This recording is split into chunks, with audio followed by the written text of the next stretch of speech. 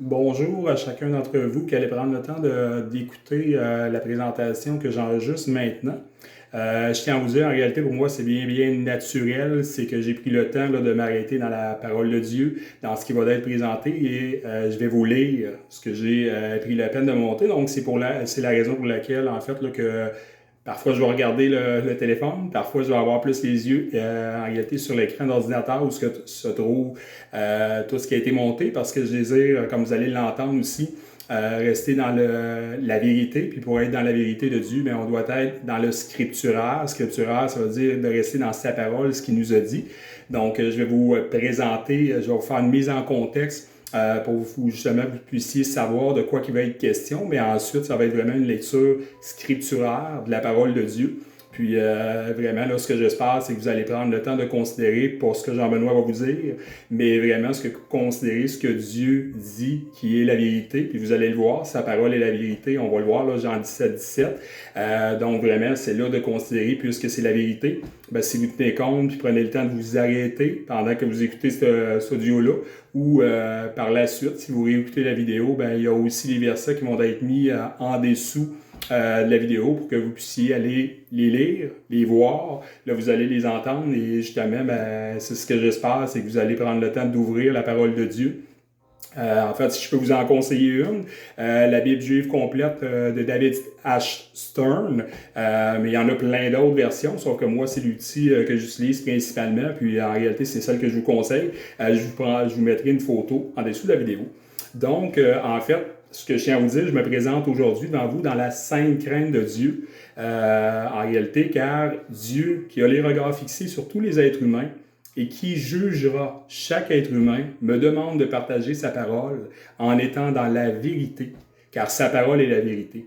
Et pour être dans la vérité, et pour rester dans la vérité, et puis pour que vous ayez quelqu'un qui vous présente la vérité, Dieu dit que je dois m'en tenir à ce qu'il a dit, sans quoi je serai un menteur. Ça veut dire que je ne rajouterai pas à ce que Dieu a dit, mais je m'en tiens uniquement à sa parole qui est la vérité. Et il est écrit en 1 Pierre 3,15 « Soyez toujours prêts à donner, avec humilité et crainte, une réponse adéquate à quiconque vous demande raison de l'espérance qui est en vous. » En 2 Timothée 2,15 « Efforce-toi de te présenter devant Dieu en homme qui a fait ses preuves, en ouvrier qui n'a pas à rougir de son ouvrage, parce qu'il transmet correctement la parole de vérité. » En Matthieu 5, 17, 19, il est écrit « Ne croyez pas que je suis venu pour abolir la Torah ou les prophètes. Je ne suis pas venu pour abolir, mais pour compléter. Oui, je vous le dis, jusqu'à ce que le ciel et la terre passent, il ne disparaîtra pas de la Torah un seul iota ou un seul trait de lettre, jusqu'à ce que tout ce qui doit arriver soit arrivé. C'est pourquoi quiconque désobéira à l'un de ses plus petits commandements et qui enseignera aux hommes à faire de même, fils vain, il sera appelé du royaume. Mais celui qui obéit et qui enseigne à faire de même sera appelé grand dans le royaume des cieux. » Psaume 33, 13 à 15 nous dit « Adonai regarde les cieux, il voit chaque être humain du lieu où il demeure, il regarde tous ceux qui vivent sur terre, lui qui a façonné le cœur de chacun et comprend tout ce qu'ils font. » Et en Proverbes 30, 5 et 6, toute parole de Dieu est pure. Il protège ceux qui se réfugient en lui. N'ajoute rien à ses paroles, ou il te reprendra et tu seras trouvé menteur. Ainsi, aujourd'hui, en vous faisant cette vidéo-là, je ne recherche aucunement l'approbation des hommes, parce que la parole de Dieu me dit la seule approbation que je dois chercher et non celle des hommes, mais celle de Dieu. Et en réalité, mon regard doit être fixé sur lui. C'est pour ça que je suis dans la sainte crainte de Dieu, parce que je connais mon Dieu qui me voit pour, en réalité, me demande d'être dans la vérité, puis de le craindre en apportant sa parole, puis c'est son approbation que je désire. Il est écrit en Galates 1,10 « Et maintenant, ai-je l'air de vouloir gagner l'approbation des hommes? Non, c'est l'approbation de Dieu que je désire. Ou bien, est-ce à des hommes que je cherche à plaire?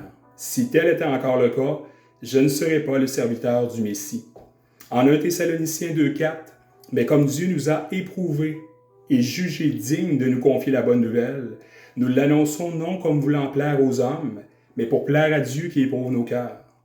Jean 5, 44, il est écrit « Comment pouvez-vous mettre votre confiance en Dieu, vous qui passez votre temps à chercher les éloges les uns des autres, au lieu de rechercher seulement les éloges de Dieu. » Et en 2 Corinthiens 10, 18, il est écrit « En effet, ce n'est pas celui qui se recommande lui-même qui est digne d'être approuvé, mais celui que le Seigneur recommande. » Et je tiens à vous dire que je n'ai aucune considération face à ce que je pense.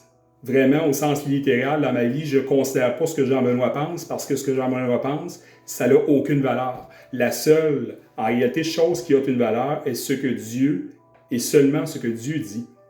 Et ce que Dieu dit mérite toute notre attention, notre considération et notre temps pour nous permettre de connaître la vérité et ainsi connaître sa volonté et marcher dans ses voies.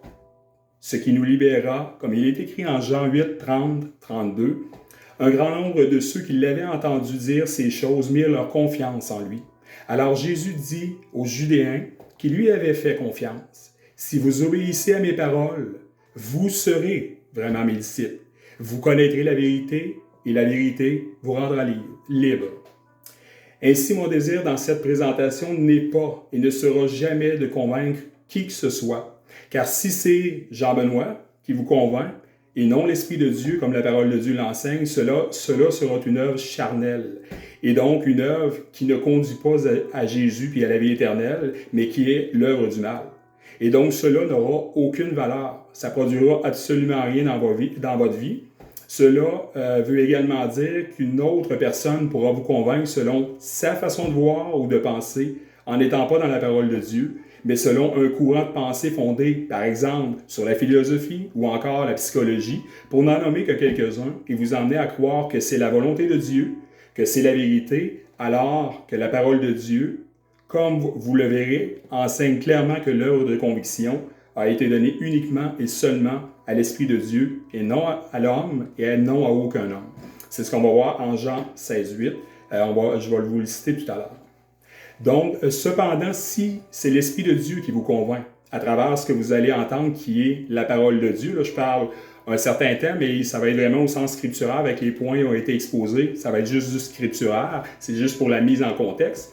Donc, si c'est l'Esprit de Dieu qui vous convainc, comme la parole de Dieu nous le dit en Jean 16, 8, alors cette conviction sera fondée sur la vérité qui est la parole de Dieu, qui est inébranlable et infaillible.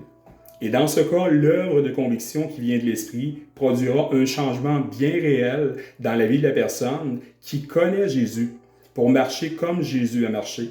Ainsi se produira ce que la parole de Dieu nous enseigne, à savoir que celui qui affirme être en union avec Jésus marchera comme Jésus a lui-même marché.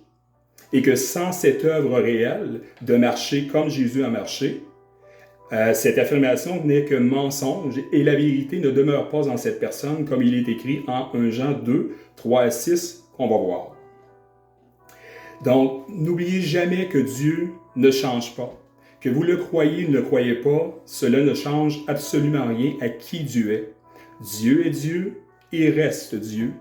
Il ne change pas, peu importe ce que les êtres humains peuvent penser, concevoir ou s'illusionner.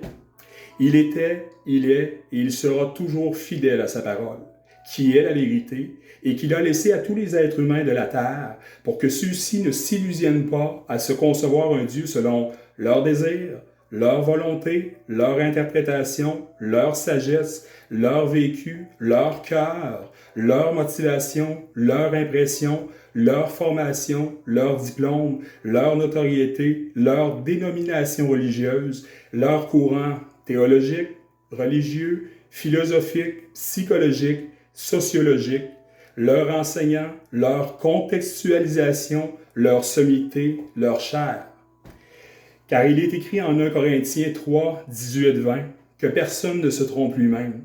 Si quelqu'un parmi vous pense qu'il est sage selon les critères de ce monde, qu'il devienne insensé afin de devenir vraiment sage, car la sagesse de ce monde est une absurdité aux yeux de Dieu, selon ce que déclare le Tanakh. Il prend les sages au piège de leur propre ingéniosité, mais aussi, Adonai sait que les pensées des sages sont sans valeur. Et en 1 Corinthiens 1, 21, en effet, les humains, avec toute leur sagesse, ont été incapables de reconnaître Dieu là où il manifestait sa sagesse. C'est pourquoi Dieu a décidé de sauver ceux qui croient grâce à cette prédication apparemment folle de la croix. Et en 1 Corinthiens 2, 14, l'homme qui ne compte que sur ses facultés naturelles est incapable d'accueillir les vérités communiquées par l'Esprit de Dieu. Elles sont une folie pour lui. Il lui est impossible de les comprendre, car on ne peut en juger que par l'Esprit. Petite gorgée d'eau. Ainsi, chacun de nous avons la responsabilité individuellement devant Dieu qui voit toutes choses et sommes placés devant un choix que chaque personne fait individuellement, soit de chercher concrètement Jésus en ouvrant sa parole, qui est la vérité, et de considérer et de tenir compte de ce que Dieu dit, ou de ne pas le chercher, et ainsi de ne pas considérer et tenir compte de ce que Jésus a dit. Cependant, il ne faut pas oublier que c'est devant lui que chacun d'entre nous devrons se présenter pour le jugement au moment de décéder. Et c'est universel, vous connaissez tous des gens qui sont décédés, je pense que je n'ai pas besoin de vous faire un dessin, et c'est ce que la parole de Dieu nous dit clairement, en réalité, que tous, Hébreux 9, 27, tout être humain est destiné à mourir une seule fois, puis à être jugé par Dieu, donc vous pouvez le constater par vous-même. Et il est écrit en Psaume 139, 1, 4, en lien avec ce que je viens d'exposer un petit peu plus haut. « Adonai, tu m'as sondé et tu me connais. Tu sais lorsque je m'assieds et lorsque je me lève. Tu discernes mes penchants de loin. Tu scrutes mes activités quotidiennes à tous les jours.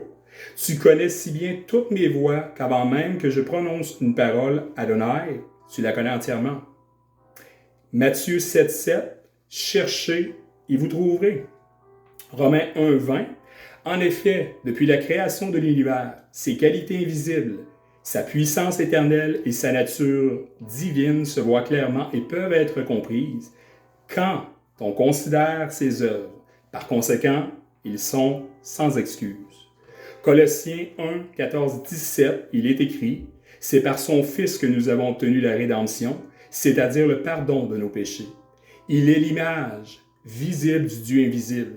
Il a la suprématie sur toute la création, car par lui ont été créées toutes choses dans le ciel et sur la terre, les visibles et les invisibles, les trônes, les autorités, les gouvernants, les puissances, toutes ces choses ont été créées par lui et pour lui.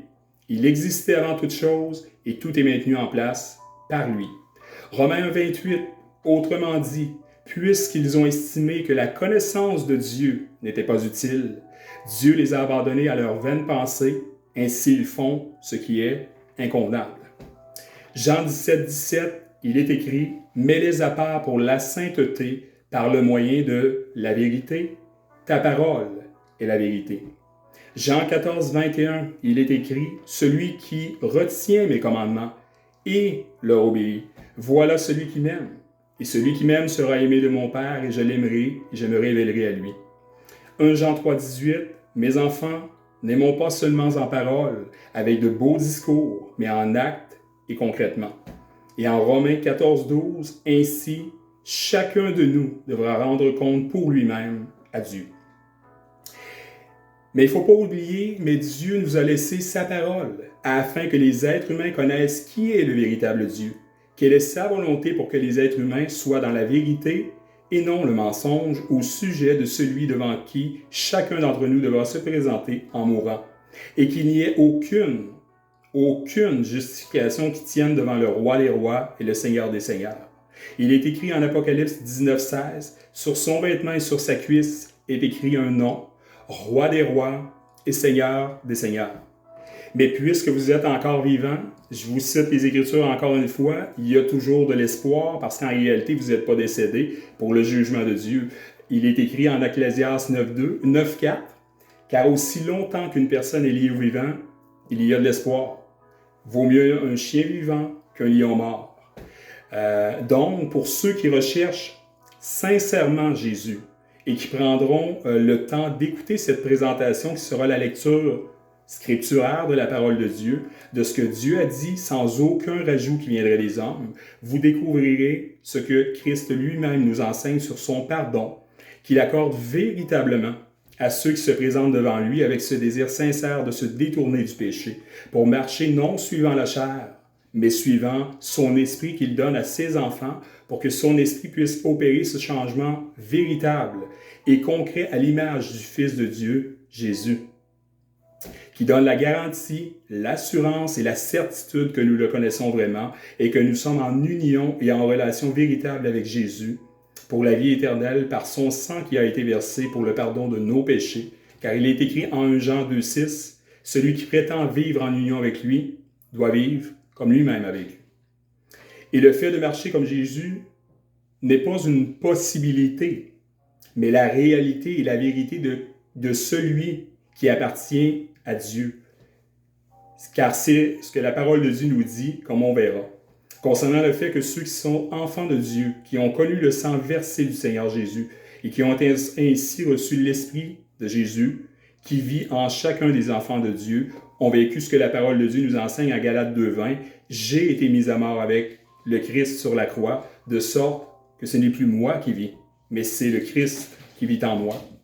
Pour être, là c'est le rajout, ça s'arrête à qui vit en moi, et pour être, penser, parler, vivre, agir, aimer, comme Jésus est et sera toujours selon son exemple qu'il nous a laissé. Car il est écrit en 1 Jean 2,4, « Celui qui dit « Je le connais », mais n'obéit pas à ses commandements est un menteur, et la vérité n'est pas en lui. » Donc voici les différents points qui seront abordés avec scripturaire. On arrive au scripturaire.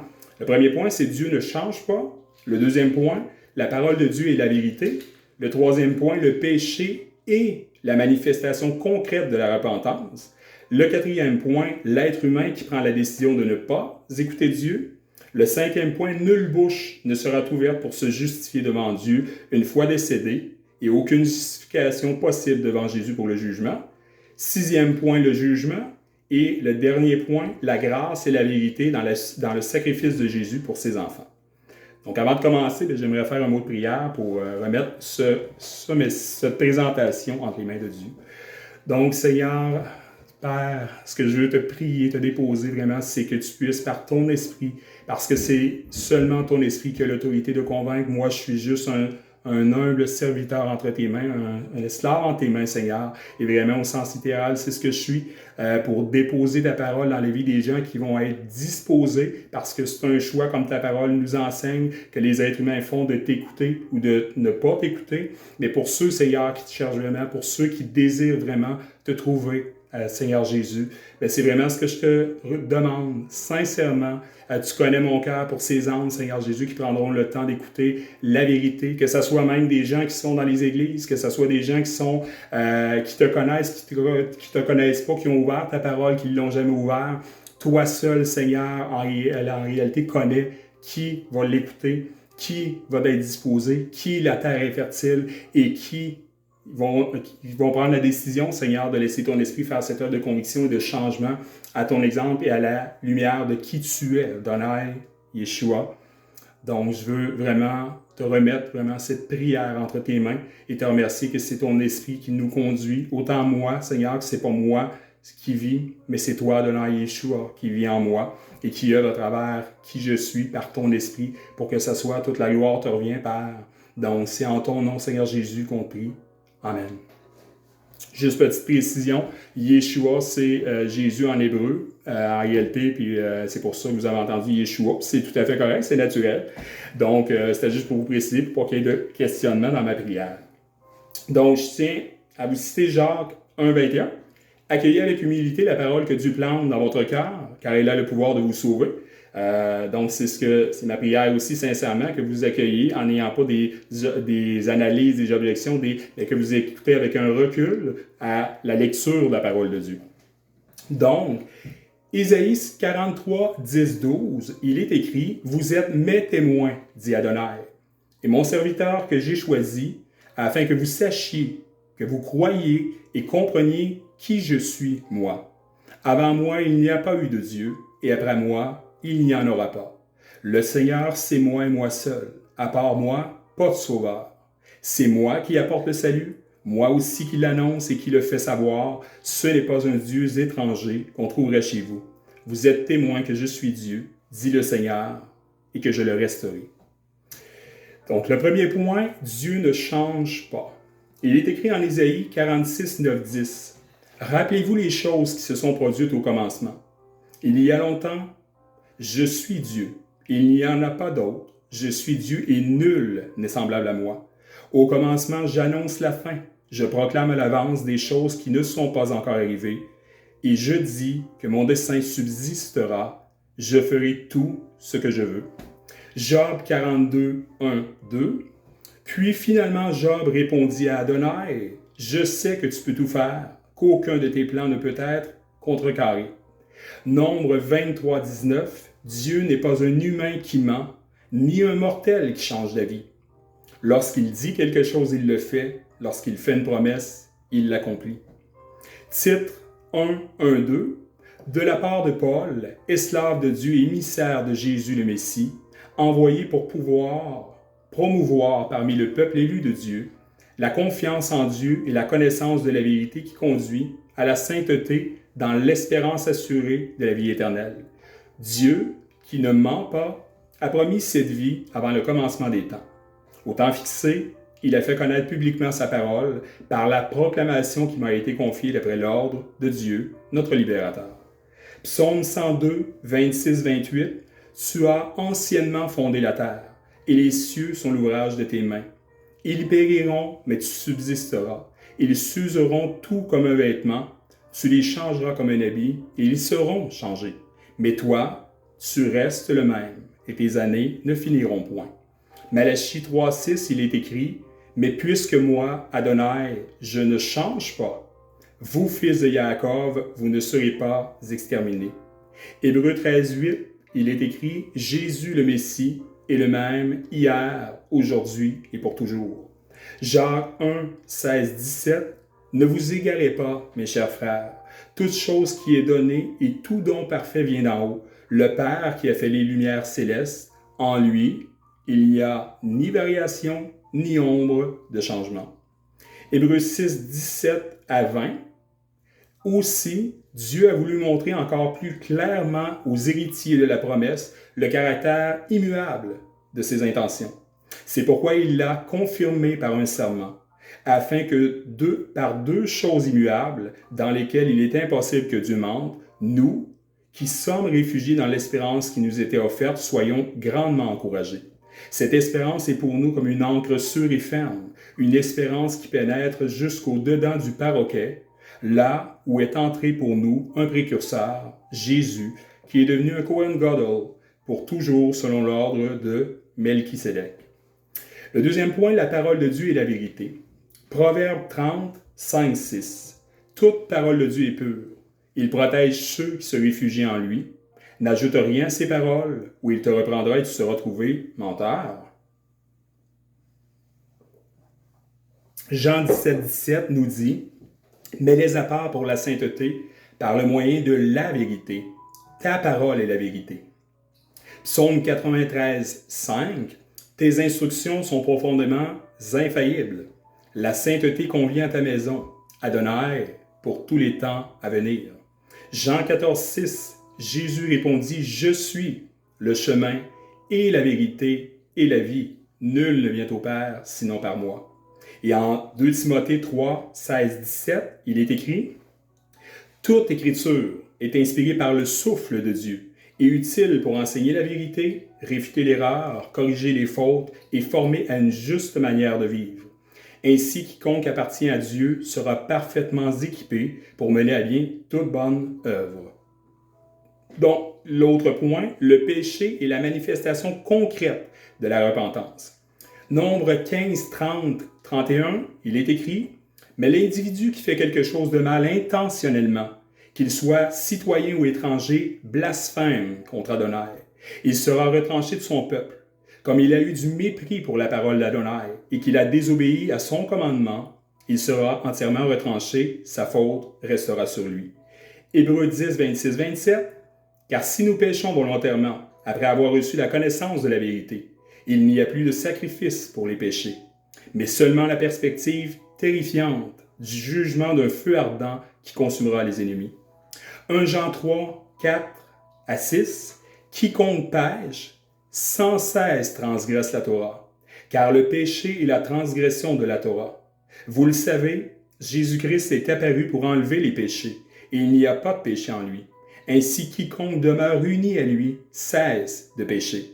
Mais celui qui continue à pécher prouve par là qu'il ne l'a pas vu et ne l'a pas connu.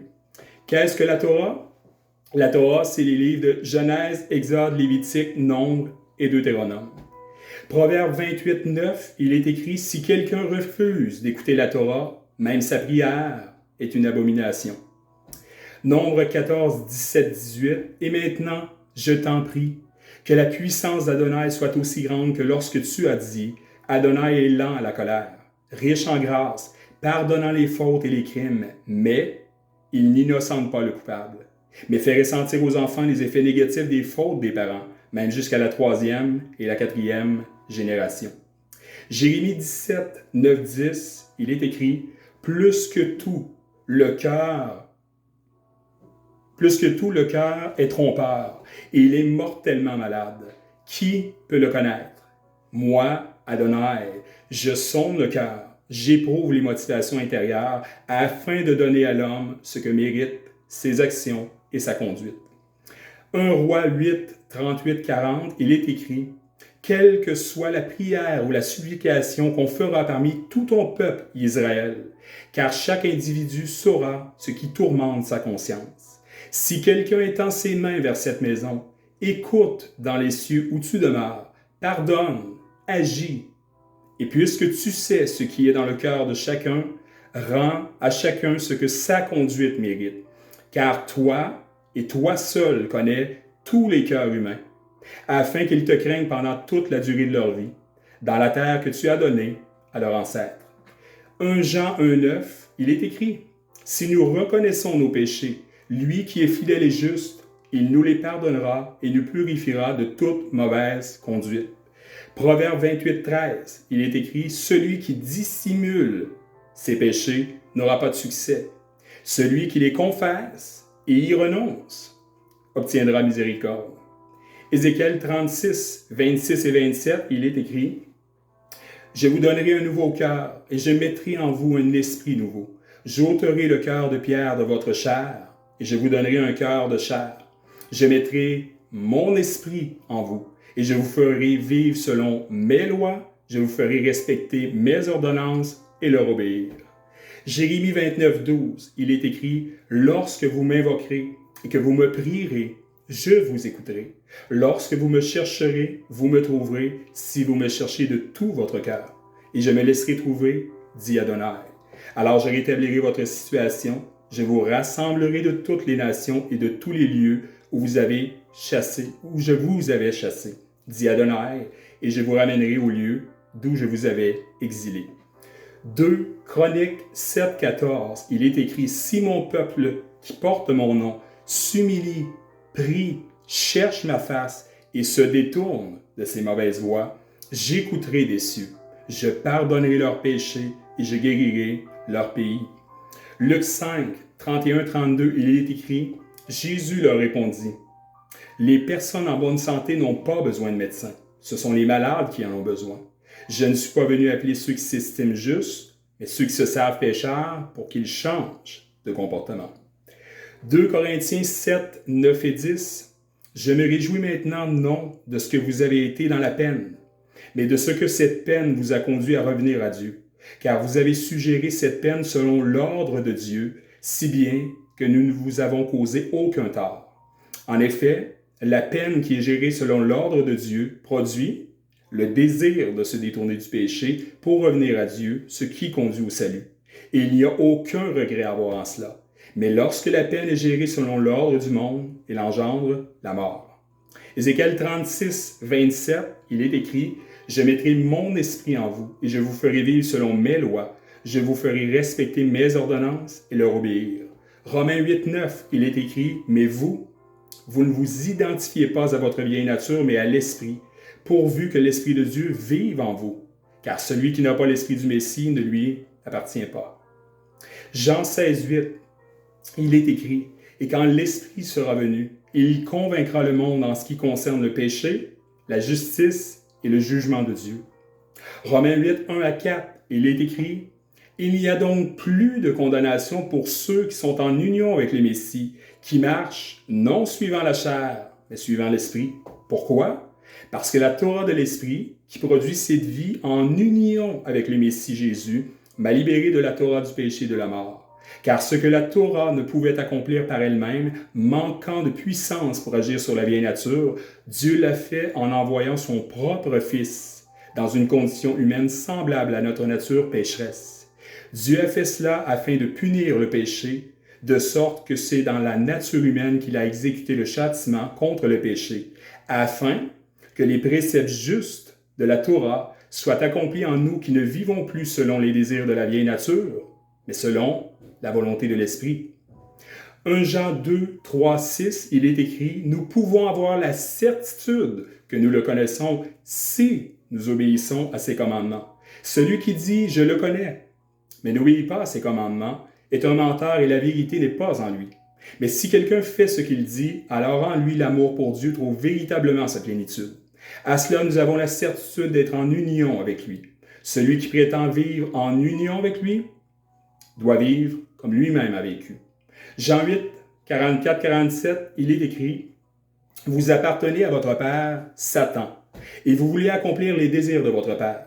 Il a été meurtrier dès le commencement, et il ne s'est jamais tenu dans la vérité parce qu'il n'y a aucune vérité en lui. Quand il dit un mensonge, il parle de ce qui lui est propre, car il est menteur et le père du mensonge. Mais moi, parce que je dis la vérité, vous ne me croyez pas. Qui d'entre vous me montrera où j'ai été fautif? Si je dis la vérité, pourquoi ne me croyez-vous pas? Quiconque appartient à Dieu écoute ce que Dieu dit, mais vous n'écoutez pas parce que vous n'appartenez pas à Dieu. » Romains 8, 5 à 8. En effet, ceux qui s'identifient à leur vieille nature ont leur pensée tournée vers les choses qui concernent la vieille nature, mais ceux qui s'identifient à l'esprit ont leur pensée tournée vers les choses de l'esprit. Si vos pensées sont contrôlées par la vieille nature, c'est la mort. Mais si vos pensées sont contrôlées par l'esprit, c'est la vie et la paix. Car si vos pensées sont sous le contrôle de votre vieille nature, elles sont en inimitié contre Dieu. En effet, elles ne se soumettent pas à la Torah de Dieu, elles ne le peuvent même pas. Or, ceux qui s'identifient à leur vieille nature ne peuvent pas plaire à Dieu.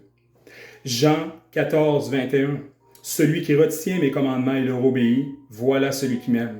Et celui qui m'aime sera aimé de mon Père, et je l'aimerai et me révélerai à lui. Jean 14, 23, 24. Jésus répondit, « Si quelqu'un m'aime, il gardera ma parole et mon Père l'aimera, et nous viendrons à lui, et nous ferons notre demeure chez lui. Celui qui ne m'aime pas ne garde pas mes paroles. Et la parole que vous entendez n'est pas la mienne, mais celle du Père qui m'a envoyé. » Maintenant, le second point, ça va être l'être humain qui prend la décision de ne pas écouter Dieu. Romains 1, 28. Autrement dit, puisqu'ils ont estimé que la connaissance de Dieu n'était pas utile, Dieu les a abandonnés à leurs vaines pensées, ainsi ils font ce qui est inconvenable. Romains 1, 32. Ils connaissent pourtant très bien la juste sentence de Dieu, déclarant que ceux qui commettent de telles choses méritent la mort. Non seulement ils continuent à les commettre, mais ils approuvent aussi ceux qui font pareil. Apocalypse 16, 17. Puis j'entendis l'autel dire, « Oui, Adonai, Dieu des armées du ciel, tes jugements sont véritables et justes. » Psaume 119, 137. Tu es juste, Adonai, et tes jugements sont équitables. Romains 2, 14, 16, il est écrit, « En effet, quand des païens qui n'ont pas de Torah font naturellement ce que prescrit la Torah, ces hommes, bien qu'ils n'aient pas de Torah, sont une Torah pour eux-mêmes. Ils montrent, par leur vie, que la conduite prescrite par la Torah est écrite dans leur cœur. Leur conscience en témoigne également, car leurs pensées discordantes parfois les accusent et parfois les défendent, au jour où Dieu jugera les pensées secrètes des hommes. Il fera cela par le Messie Jésus, selon la bonne nouvelle que je proclame. Psaume 50, 16 à 23. Mais ô méchant, Dieu dit, « Quel droit as-tu de proclamer mes lois ou de porter mon alliance sur tes lèvres, alors que tu détestes recevoir l'instruction et que tu jettes mes paroles derrière toi? Lorsque tu vois un voleur, tu te joins à lui, tu prends le parti des adultères, tu laisses le mal sortir librement de ta bouche et tu attaches ta langue à la tromperie. Tu t'assieds et tu parles contre ton frère, tu calomnies le fils de ta mère. Quand tu fais de telles choses, Dois-je garder le silence? Tu t'es peut-être dit que j'étais comme toi, mais je te châtierai et je t'accuserai en face. Considère cela, toi qui oublies Dieu. Sinon, je te mettrai en pièces et personne ne te délivrera de ma main. Celui qui offre un sacrifice d'action de grâce m'honore, et à celui qui prend le bon chemin, je montrerai le salut de mon Dieu. Ésaïe 42, 12 et 13, il est écrit « C'est moi qui apporte le salut, moi aussi qui l'annonce et qui le fait savoir. Ce n'est pas un Dieu étranger qu'on trouverait chez vous. Vous êtes témoins que je suis Dieu, dit le Seigneur, que je l'ai restauré. Personne ne peut délivrer de ma main. Lorsque j'agis, qui peut l'annuler? » Jean 14, 6, Jésus répondit, « Je suis le chemin et la vérité et la vie. Nul ne vient au Père sinon par moi. » 1 Jean 3, 8, il est écrit, « Mais celui qui continue à pécher appartient au diable, parce que le diable est pécheur depuis le commencement. C'est pour cette raison que le Fils de Dieu est apparu, pour détruire les œuvres du diable. » 1 Jean 3, 9, 10, « Quiconque est devenu enfant de Dieu cesse de pécher, car la puissance de vie de Dieu agit en lui. Puisque Dieu est son Père, il ne peut pas continuer à pécher. Voici ce qui distingue clairement les enfants de Dieu des enfants du diable. Quiconque persiste à faire ce qui n'est pas juste n'est pas de Dieu. De même, celui qui néglige d'aimer son frère n'est pas de Dieu. 1 Pierre 1, 14, 16, il est écrit, « Comme des personnes obéissantes à Dieu, ne vous laissez pas modeler par les mauvais désirs que vous aviez autrefois lorsque vous étiez encore dans l'ignorance. Bien au contraire, à l'exemple de celui qui est saint et qui vous a appelé, devenez saints vous aussi dans toute votre conduite de vie. Selon qu'il est écrit dans le Tanakh, « Soyez saints car moi, je suis saint. » 1 Jean 5, 3 à 5, il est écrit, « Car aimer Dieu, c'est obéir à ses commandements. De plus, ces commandements ne sont pas pénibles, car tous ceux qui ont Dieu pour Père sont victorieux du monde. Et notre victoire sur le monde, c'est notre foi en Dieu. Qui est donc celui qui triomphe du monde? Celui-là seul qui croit que Jésus est le Fils de Dieu. » Jean 14, 21, « Celui qui retient mes commandements et leur obéit, voilà celui qui m'aime. Et celui qui m'aime sera aimé de mon Père, et je l'aimerai et me révélerai à lui. » Jean 14, 23, 24, Jésus répondit, « Si quelqu'un m'aime, il gardera ma parole et mon Père l'aimera, et nous viendrons à lui et nous ferons notre demeure chez lui. Celui qui ne m'aime pas ne garde pas mes paroles, et la parole que vous entendez n'est pas la mienne, mais celle du Père qui m'a envoyé. » 1 Jean 2, 3 à 6, nous pouvons avoir la certitude que nous le connaissons si nous obéissons à ses commandements. Celui qui dit « je le connais », mais n'obéit pas à ses commandements est un menteur, et la vérité n'est pas en lui. Mais si quelqu'un fait ce qu'il dit, alors en lui, l'amour pour Dieu trouve véritablement sa plénitude. À cela, nous avons la certitude d'être en union avec lui. Celui qui prétend vivre en union avec lui doit vivre comme lui-même a vécu. Ecclésiaste 11, 9 nous dit « Jeune personne, si tu ne passes ta jeunesse qu'à t'amuser, si tu n'emploies tes premières années qu'à te divertir, si tu suis ton cœur alors que tu vis ta vie et que tu laisses tes yeux te guider, sache que pour toutes ces choses, Dieu t'emmènera en jugement. » Et en 1 Thessaloniciens 4, 7 à 8, il est écrit, « En effet, Dieu ne nous a pas appelés à vivre une vie dans l'impureté, mais dans la sainteté. Par conséquent, celui qui rejette cet enseignement ne rejette pas un homme, mais Dieu, qui est celui qui nous donne son Esprit Saint. » Le second point, nulle bouche ne sera ouverte pour se justifier devant Dieu une fois décédé, et aucune justification possible devant Jésus pour le jugement. Lamentation 3, 39, il est écrit « Pourquoi les vivants se plaindraient-ils, même l'homme fort, du châtiment de leurs péchés? » Jean 15, 22, il est écrit « Si je n'étais pas venu et ne leur avais pas parlé, ils ne seraient pas coupables de péché.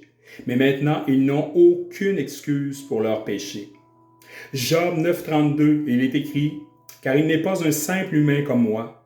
Je ne pourrais rien lui répondre si nous devions nous présenter au tribunal. » Hébreux 9, 27, « Tout être humain est destiné à mourir une seule fois, puis à être jugé par Dieu. » Jérémie 12, 1, il est écrit « Adonai, tu es trop juste pour que je conteste avec toi. » Habakkuk 2, 20, « Mais Adonai est dans son Saint-Temple, silence devant lui terre entière. » Psaume 76, 8 à 10, « Tu es redoutable. Une fois que tu es en colère, qui peut tenir en ta présence? Tu prononces une sentence des cieux de crainte. La terre garde le silence lorsque Dieu se lève pour juger, pour délivrer tous les humbles de la terre. Proverbe 21:30. Aucune sagesse, aucune intelligence, aucun avis ne tient devant le Seigneur. Luc 12:4-5. Je vous le dis à vous, mes amis, ne craignez pas ceux qui tuent le corps, mais qui ensuite ne peuvent rien faire de plus. Je vais vous montrer qui vous devez craindre. Craignez Dieu qui, après la mort, a le pouvoir de vous jeter en enfer. Oui, je vous le dis, c'est lui que vous devez craindre. Hébreux 10:26-27. Car si nous péchons volontairement après avoir reçu la connaissance de la vérité, il n'y a plus de sacrifice pour les péchés, mais seulement la perspective terrifiante du jugement d'un feu ardent qui consumera les ennemis. Hébreux 10:28-31. Quiconque désobéit à la Torah de Moïse est mis à mort sans miséricorde sur la déposition de 2 ou 3 témoins. D'un châtiment combien plus sévère sera jugé celui qui aura foulé aux pieds le Fils de Dieu, qui aura considéré comme une chose ordinaire le sang de l'alliance par lequel il a été rendu saint, et qui aura insulté l'Esprit qui fait don de la grâce de Dieu. Car nous connaissons celui qui a dit « À moi la vengeance, à moi la rétribution ». Puis il a ajouté « Adonai jugera son peuple ».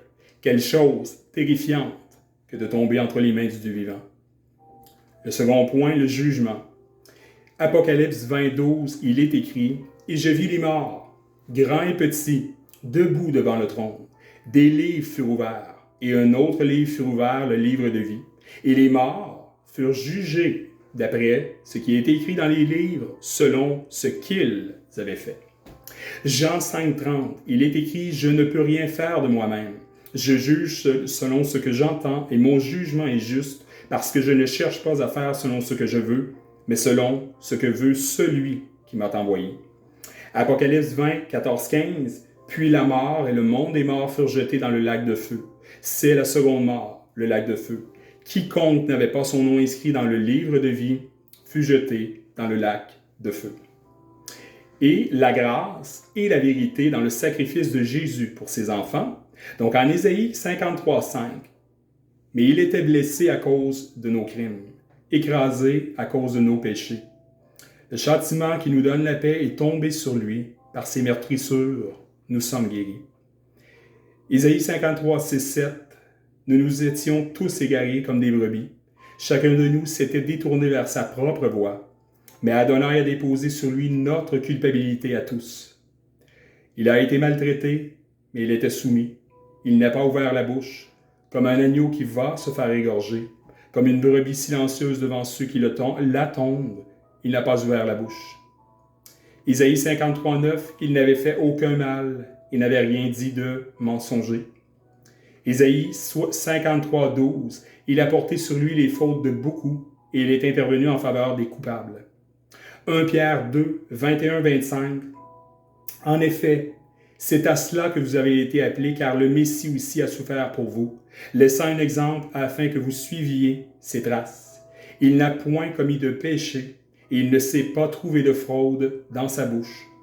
Lorsqu'il était insulté, il ne rendait pas l'insulte.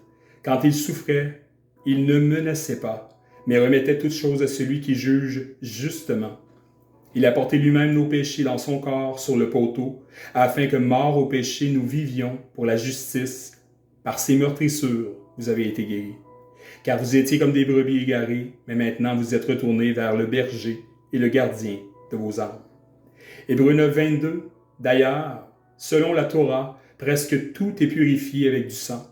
En effet, si le sang n'est pas répandu, il n'y a pas de rémission des péchés. » Lévitique 17:11, « Car la vie de la chair est dans le sang, et je vous l'ai donné sur l'autel, afin qu'il serve d'expiation pour vos âmes, car c'est le sang qui fait l'expiation à cause de la vie. » Hébreux 9:12, « Il est entré dans le lieu très saint une fois pour toutes. Il est entré non avec le sang des chèvres et des veaux, mais il a offert son propre sang, obtenant ainsi pour les hommes une délivrance éternelle. » Et en terminant, pour le dernier verset, Jean 5, 22-24, « Le Père ne juge personne, mais a confié tout jugement au Fils, afin que tous honorent le Fils comme ils honorent le Père.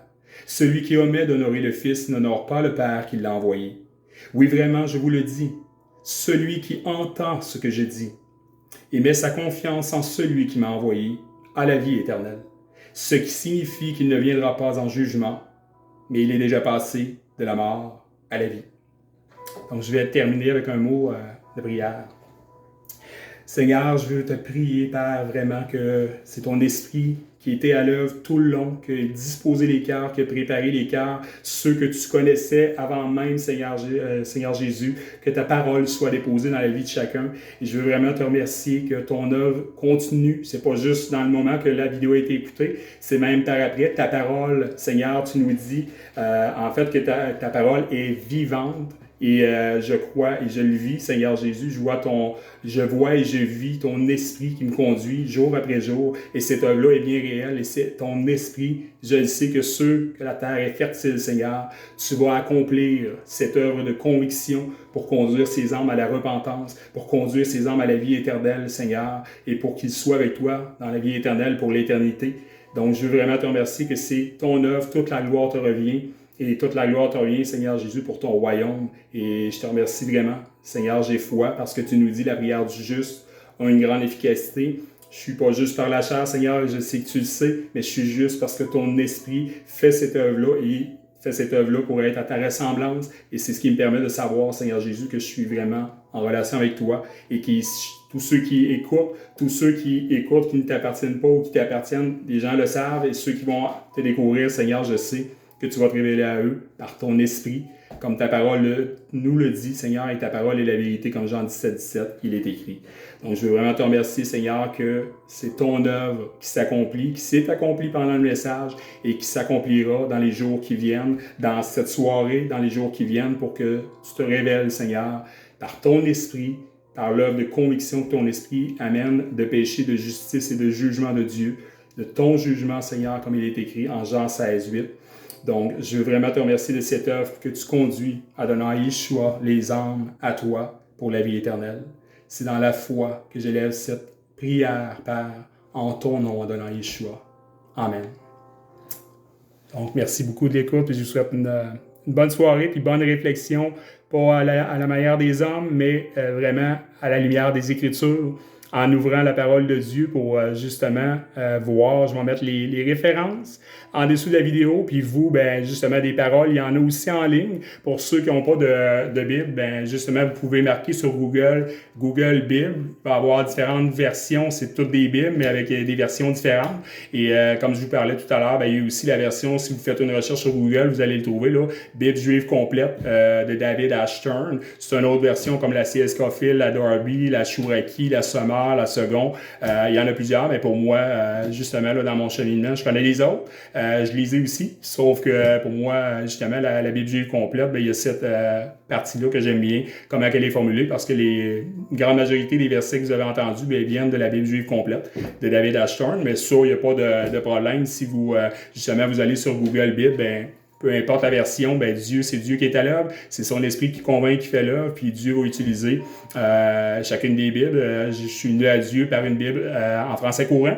C'est justement fait que Dieu fait son œuvre, c'est l'esprit qui convainc, comme je vous disais tout à l'heure, et c'est pas ce que les hommes vous racontent, c'est pas ce que Jean-Benoît vous a dit en tout départ, mais c'est tout le scripturaire, c'est-à-dire le scripturaire, ça veut dire rester dans les Écritures, pas de rajout. Ben justement, c'est ce que ma prière sincère, c'est ce que j'espère sincèrement que vous allez trouver Dieu par la parole qui a été déposée dans votre vie, parce que Jean 1:21, je vous le rappelle, en terminant, accueillez avec humilité la parole que Dieu plante dans votre cœur, car elle a le pouvoir de vous sauver. Et Jean 6:63, c'est l'esprit qui donne la vie, l'homme seul n'aboutit à rien. Les paroles que je vous ai dites sont esprit et vie. Donc, la parole de Dieu, l'esprit qui est là, celui qui convainc, ben la parole de Dieu est vie et vous conduit à la vie éternelle en Yeshua, en Jésus, qui est Yeshua en hébreu. Donc, justement, c'est que si l'Esprit est à l'œuvre, ben, je sais qu'il va vous convaincre parce que c'est le Dieu que je connais, le Dieu que je sers. Puis, en réalité, c'est le Dieu de la parole de Dieu qui est vivant dans chacune des vies de ses enfants. Donc, vous pouvez écrire des commentaires sur YouTube ou sur Facebook selon ce que vous voulez. C'est pas obligatoire. Moi, j'ai pas besoin de voir le résultat. Le résultat est entre les mains de Dieu, mais c'est ça. Donc, bien content content que vous ayez pris le temps d'écouter. C'est pratiquement 50 minutes. Ça m'a fait plaisir.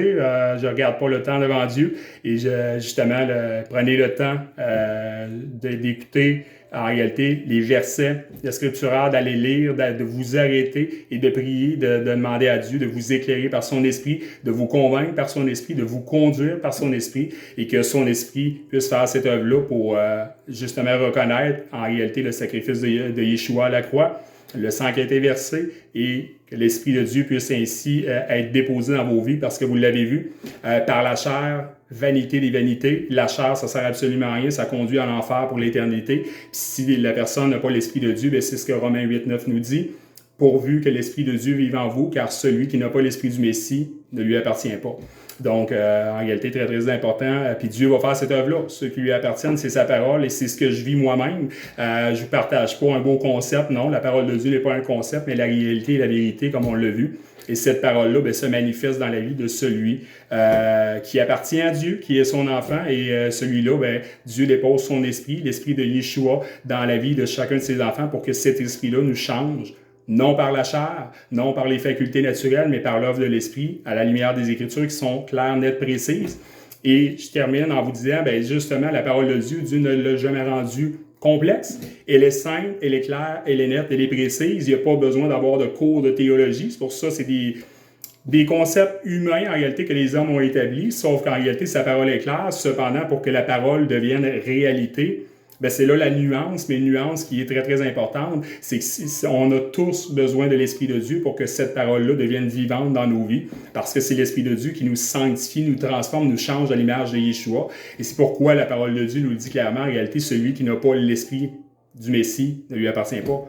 Puis il dit au début, pourvu que l'Esprit de Dieu vive en vous, donc cet Esprit-là, il vit en chacun des enfants de Dieu. C'est pas juste un concept théorique, non, parce que je pourrais vous partager des parties de mon témoignage, mais là, on va durer pendant 2 heures de vidéo, mais c'est juste pour vous dire, en réalité, pour ceux qui sont curieux, ben, en réalité, vous pouvez m'écrire et puis même faire des rencontres. Ça me fera plaisir de rencontrer les gens pour pouvoir partager la parole de Dieu. C'est ce qui est le plus important, mais aussi pouvoir vous partager mon témoignage, en réalité, pour que vous voyez, dire, la parole qui a été lue, ben, c'est la réalité.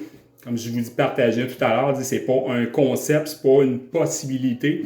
Non, le véritable enfant de Dieu, en réalité, puis tous ceux qui appartiennent à Dieu, qui vivent en réalité cette réalité-là que la parole de Dieu nous dit.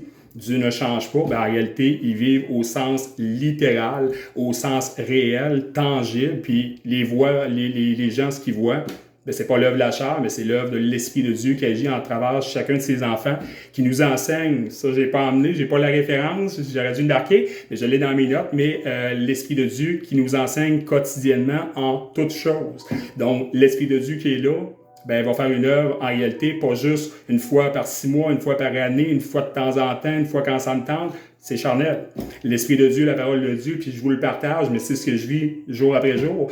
Peu importe où ce que je me trouve, avec qui je me trouve, à l'endroit où ce que je me trouve, que je lis la parole, que je suis en relation avec des gens, je suis en dialogue, je suis en auto, peu importe où ce que je me trouve, l'Esprit de Dieu est là parce que la place lui est toute donnée. Puis je le vois agir dans le comportement, dans les paroles, dans les attitudes, dans les choix, dans la façon d'agir. En réalité, que c'est plus moi qui vis, mais au sens littéral, c'est Adonai Yeshua qui vit en moi parce que son esprit vit en moi. Donc, une courte parenthèse, mais c'est ça, je vais m'arrêter là. Mais en fait, c'est ça. Les gens qui seraient intéressés à ce qu'on puisse en discuter, même les gens que je ne connais pas, pour moi, en réalité, bien, les gens que je connais, c'est intéressant. Mais les gens que je connais pas, même que ce soit partout au Québec, que ce soit à Shawinigan, Trois-Rivières, la Mauricie, ça va me faire plaisir de prendre ce temps-là pour les gens qui sont cependant véritablement en recherche de Jésus, parce que c'est sûr que j'ai pas de temps à perdre. La parole de Dieu nous dit Seigneur, montre-nous que nos jours sont comptés, alors nous acquérons un cœur sage. Donc justement, le temps que Dieu me donne, je ne sais pas, je peux mourir aujourd'hui, je peux être enlevé aujourd'hui. Seul Dieu le sait, Dieu connaît mes jours, mon début et ma fin, comme Psaume 139,16 le dit.